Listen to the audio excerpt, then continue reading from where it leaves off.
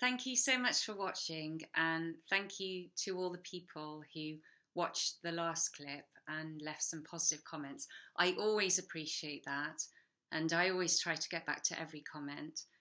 I really feel like we're a kind of community really supporting each other now, and that makes me feel really good. It's a real positive light in my life, actually. Some days I find difficult, like everyone else. Everything is so busy and never getting everything done, and work, and then I get these lovely comments from people, and I feel that we're really helping each other. So please keep them coming, and when you make comments about what you'd like to see, that's really encouraging for me too. And I think that's a good idea. Yes, and maybe I could talk about this. And so it's all a two-way process. So I'm writing them down, and I am going to do clips for the different comments I receive.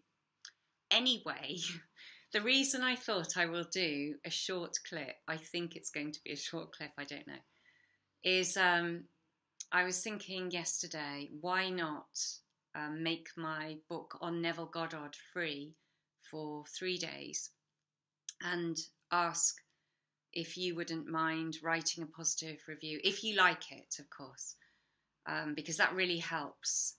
And I've slimmed it down because I wrote it. I've got the paper version here. I wrote it and I put in my experiences the first time round. And now I just think it was always meant to be a handbook, something that you could look at on a day-to-day basis, which should help you to remember his teachings. And that's why I wrote it. I wrote it for me because I wanted to remember them.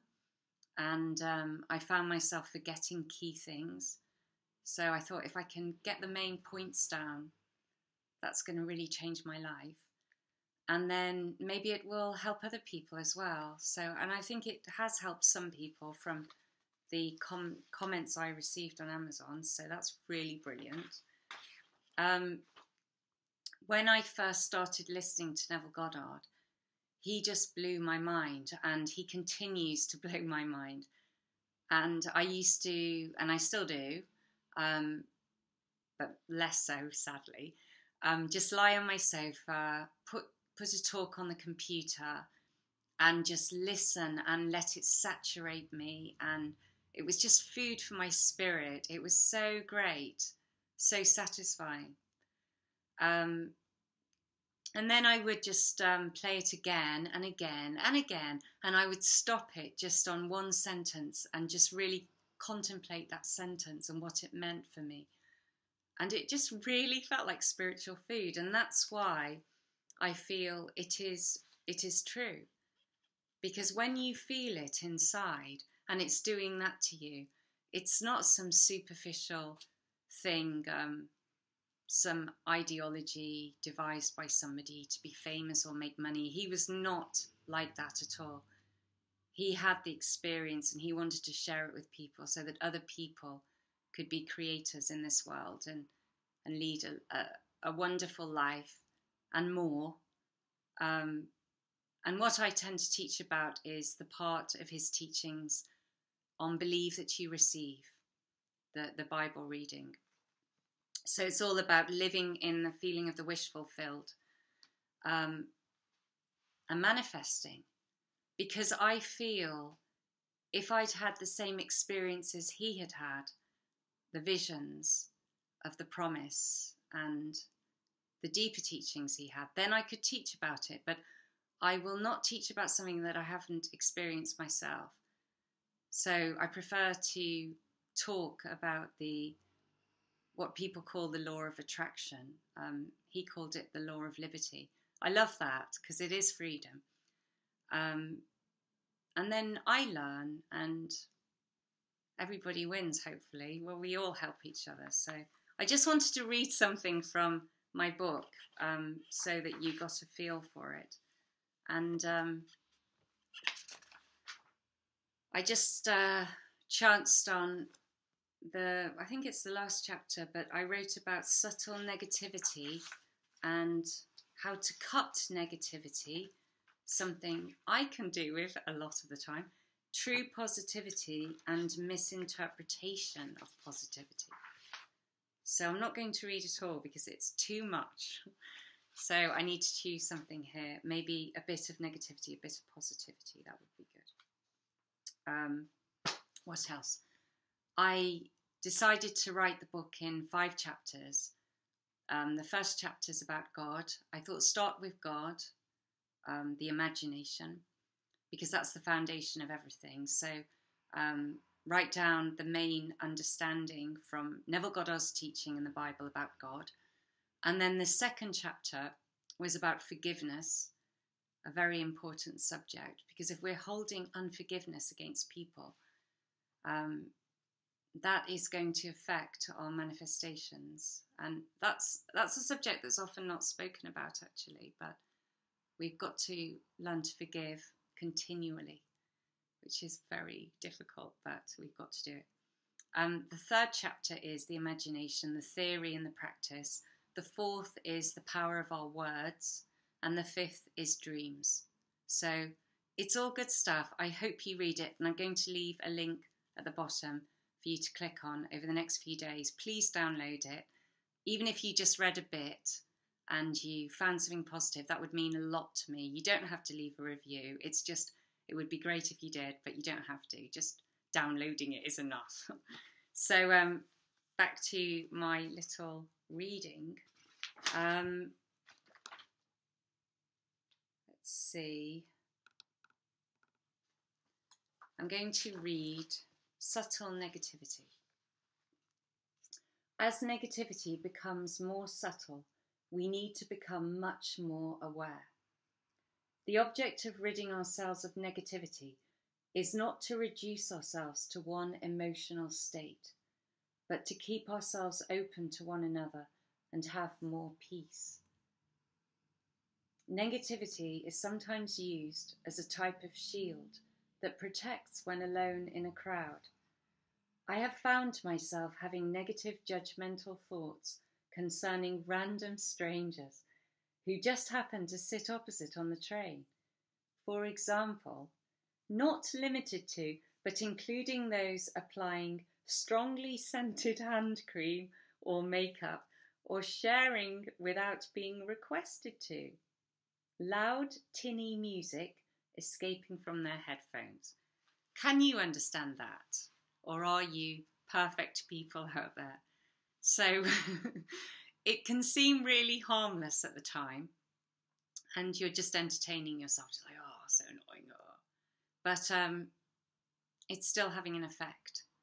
And this is why I wrote the book, because I still do these kind of things sometimes. Don't think I'm a really bad person, because I do notice when I stop making a judgment and I drop it most of the time, but I need help like everybody else. Anyway, let's get back to it. Subtle negativity can seem harmless, but encourages a superior mindset and closes down potential contact. It is often regarded as no big deal, but it is still having an effect on us. Many times that subtle feeling of negativity has been broken in an instant by a smile, which can break barriers like nothing else can. That's how I feel. Sometimes I've had these negative thoughts and somebody's smiled at me. Not all the time though, because they can tell when you're having negative thoughts. But then it just dissolves and I feel a bit guilty. So I try and do that when I can tell somebody's judging me.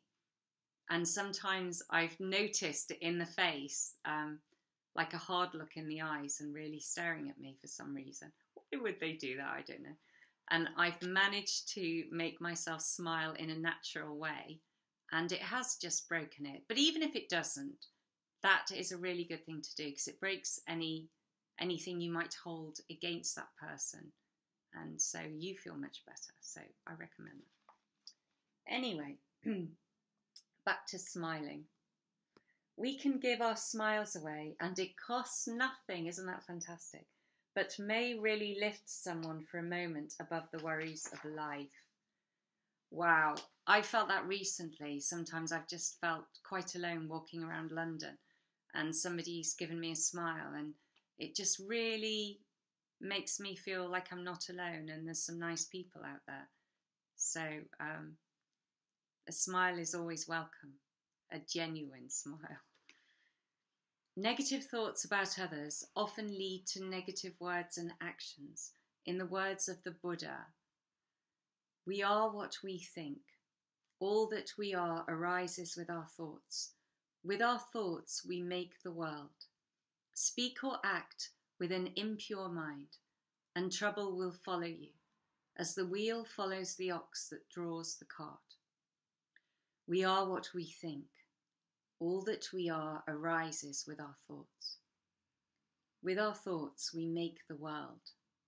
Speak or act with a pure mind, and happiness will follow you, as your shadow, unshakable. So I find that Neville Goddard's way of thinking is really reflected in Buddhism and in Christianity, in the best of them, and I'm sure in other religions and ideologies is the word, I suppose, because when it's positive, isn't it? It's not the same, but there are reflections of it, definitely. So I like to put that in. Now, true positivity. The essential key to remaining positive is to find the good in everything and appreciate it, a simple theory that challenges everyone in practice. It is helpful to remember that this is a process that requires a concerted effort to live like this until we break old habits and this new way of thinking becomes natural. Although I can see the path forward, I often experience antagonism towards others in small and often petty situations, as you might have noticed by now.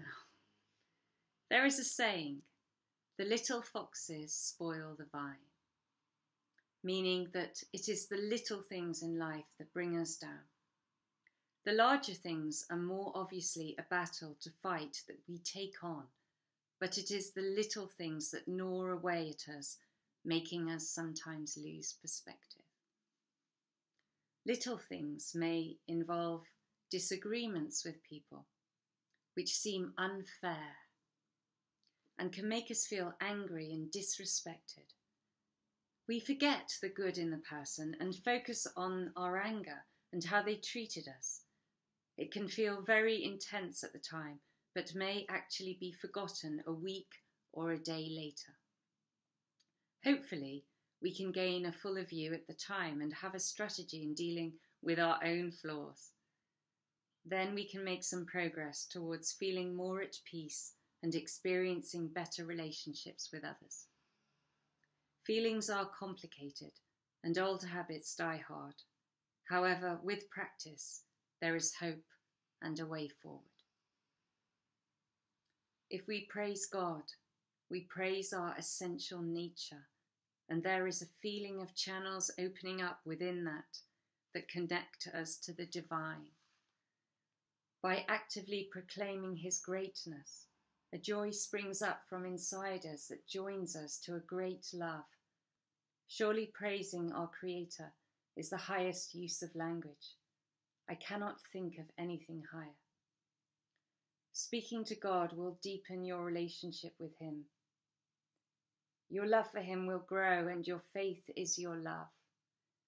You will have the faith to make all your dreams come true.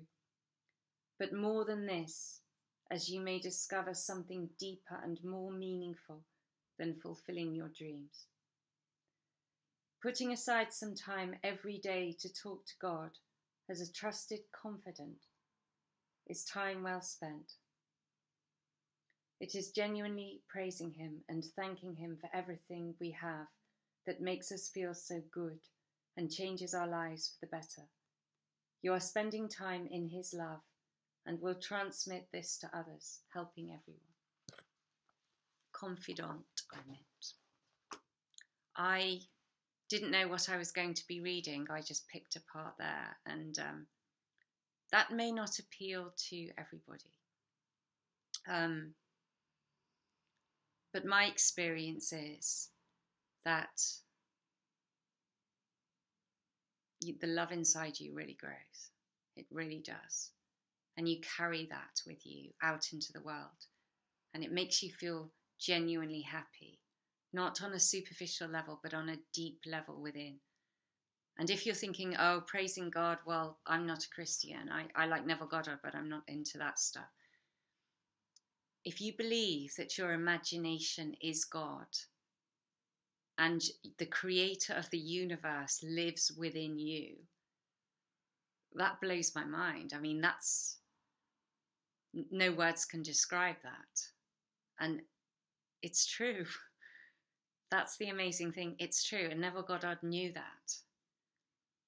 And that can really, really solidify your faith in this process. Because if you believe that, if you feel that love within you, then you know you can do anything. You start to get to know that force within you. And it does become unshakable. So you know he's the creator and he's within you, so you are the creator, even if that's hard to believe. So you can manifest anything if you have faith in that power, the power of God, the power of the imagination, the power of love, the power of consciousness that lives within you. You can do anything. And so I didn't know what I was going to read that. I had forgotten I'd written that, genuinely. But I think that's a really, really important one, the most important one. Get to know the power. The more faith you develop in the power, the more you're going to trust in the process. And then you can have what you want. But actually, that's not going to be the most important thing anymore. It's going to be knowing who you are. That's what's going to be the most important thing. So I hope you like that. And I will leave the link for the book. That really touched me then, because I totally believe that. And I don't think I'm spending enough time with God at the moment. So I'm going to start doing that too, because I know that is the most important thing. So I hope you liked it too, and look forward to your comments. So please read the book, really appreciate it, and let me know if you want to hear anything else. Sorry I'm a bit croaky, I've been sick recently, bad throat, but hopefully you got the message. Okay, take care everybody. Really appreciate you watching to the end, and all the best. Bye.